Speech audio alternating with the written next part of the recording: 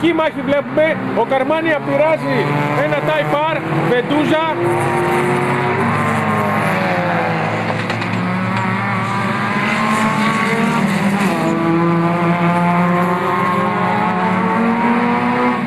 Ακόμα στο κέρ, κύριοι. Μια τριάδα αυτοκινήτων πολύ σημαντική. Στην έξω.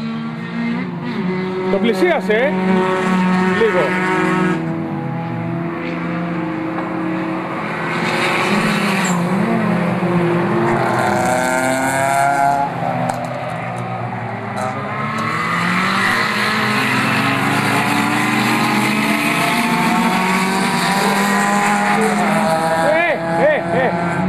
Μάχη. Για να δούμε, θα τα καταφέρει ο Καρμάνια πριν το τέλος του αγώνα να πάρει μια επική μονομαχία. Μπροστά το Honda, αυτά που κατουράει, θα τα κατουρίσει τελικά. Για να δούμε. Βεντούζα το πάει, το Honda καλά κρατεί.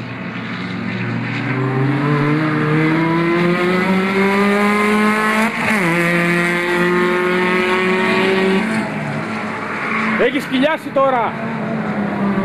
Βρίζει.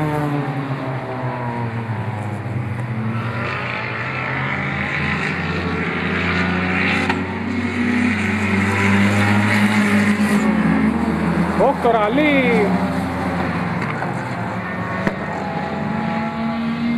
Έπαιξε με τον Γάλλο. Έχει γίνει μια επική μονομαχία.